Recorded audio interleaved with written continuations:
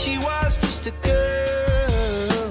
She expected the world, but it flew away from her reach. So she ran away in her sleep and dreamed of paradise, paradise.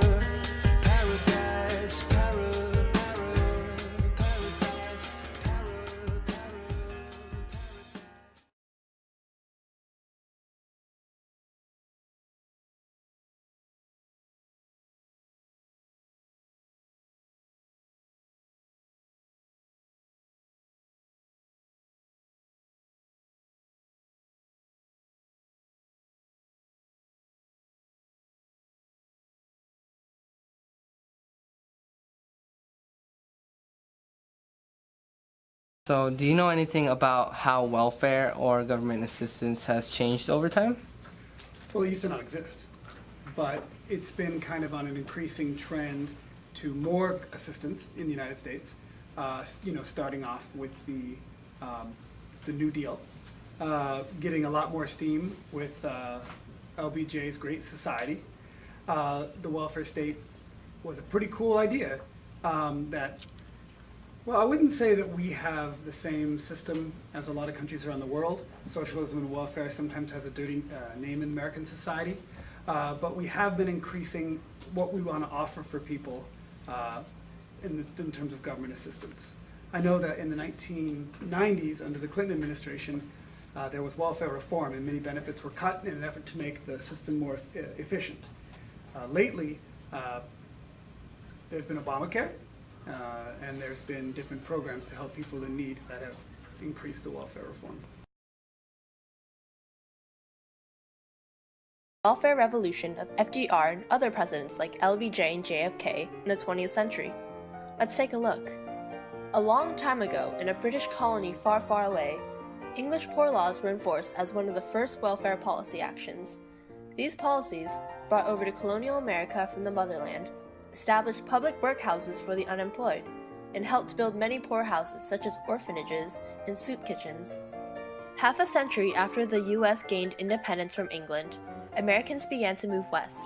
Remember the Trail of Tears?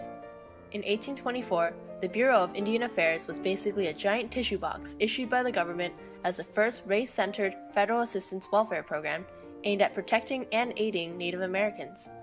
Welfare also came in the form of loony bins. In 1845, during the Great Awakening, Dorothea Dix led the social movement for the establishment of public mental asylums to protect the indigent insane.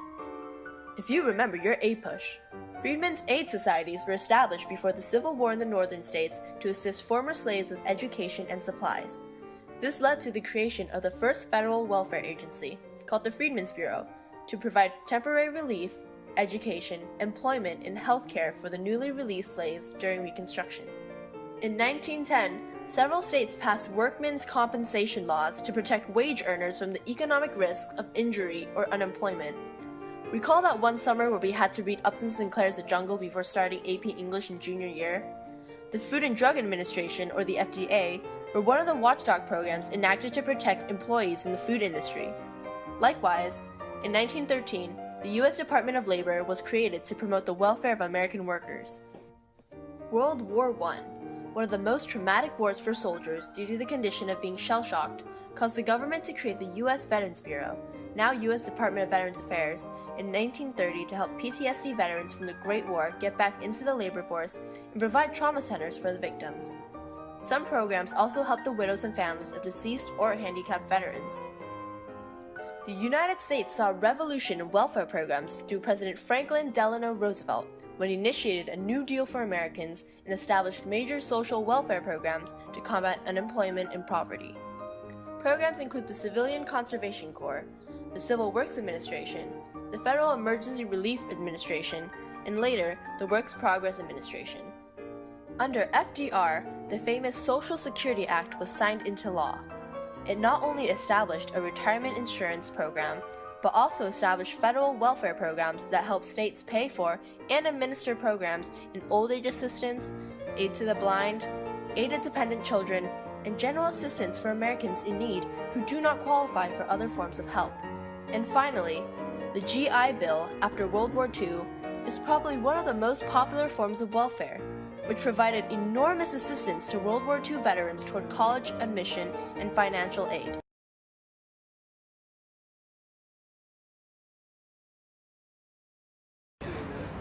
Do you think government assistance should be revoked? I think they should be provoked because the Republicans in the upper class are paying more for the lower class who aren't working, basically, and that's what I think. I don't have too much knowledge about it, but that's like my belief. Do you know anybody that's on welfare? I think so, but not really. Okay, Brian Daniels, thank you for your time. That doesn't answer the question of where should we cut the federal budget. To me, the answer is easy.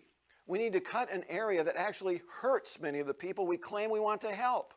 I'm talking about a set of programs known in Washington as means-tested welfare programs. Programs such as food stamps, public housing, Medicaid, and temporary assistance for needy families.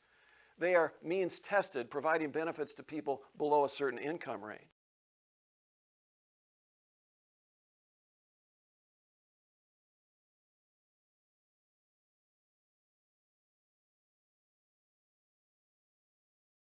Are you employed? No. How do you feel about that? I'm comfortable with it, and I feel like I don't need to look for one because I get a check from the government every month. How much do you collect in benefits? I get $780 in food stamps, $500 in TANF, and I get Medicaid and WIC. You get free daycare, so if you have 4 kids or 6 kids, you get money for free daycare. So all of them can go to daycare. Most people, they have their friend as the daycare person, and they split the money. I heard all about it. And they split the money for that, and then you have the cash that they give you, and then the lights and gas and the free home. I mean, who would want to work in America? This is what the taxpayers are paying for.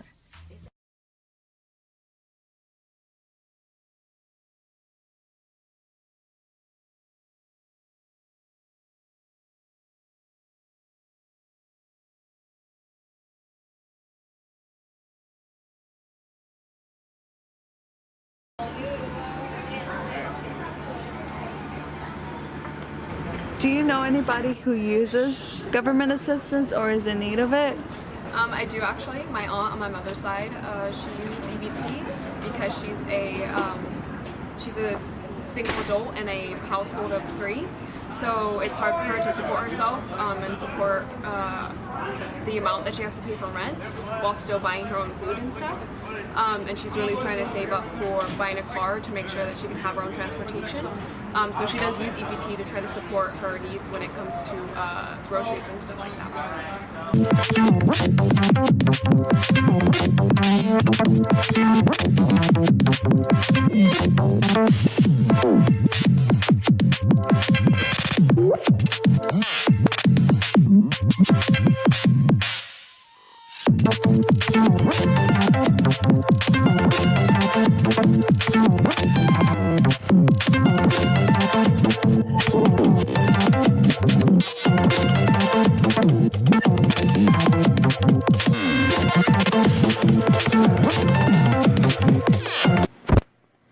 We live in a world that rotates fast enough for us to not feel it.